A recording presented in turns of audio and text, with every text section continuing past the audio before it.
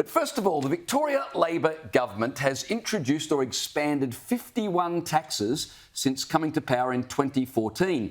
Now, if you think that's a lot for taxpayers to get their head around, spare a thought for the Labor politicians themselves. This morning, Victorian Treasurer Tim Pallas announced the vacant residential land tax would be expanded from Melbourne to the regions across the state. The only problem was his own assistant treasurer didn't know anything about it, and even worse, newly installed Victorian State Premier Jacinta Allan, she hadn't heard anything about it either.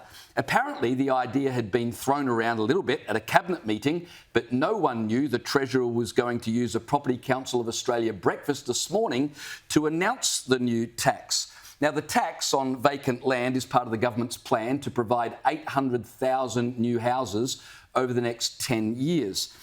If landowners don't build or sell their property to someone who will, they'll be taxed. But here's the thing, Liz and Joe, putting aside the value or otherwise of the tax, what about the Premier and the Assistant Treasurer not knowing anything about this? Is this teething problems for the new Premier, or is this a Treasurer who wanted to be Deputy Leader but was scorned for the role, getting some revenge? I don't think this is so much teething problems as the last tooth of an old man that just won't come out until finally when the guy comes with the pliers at the end and sees what he can take off the corpse. So the backstory to this is that Tim Pallas defected from the right faction of the Labor Party, the sensible faction, to the left. Obviously, it seems now with a promise that he was going to be made deputy once Dan left and Jacinta Allan took over. But the right, of course, said, oh, no. But the left, let's not forget, thought this was a done deal, and Chairman Dan would just wave his magic wand, and as he decreed, 1,000 flowers would bloom under Jacinta Allan's feet. But of course, the right had just been sitting and waiting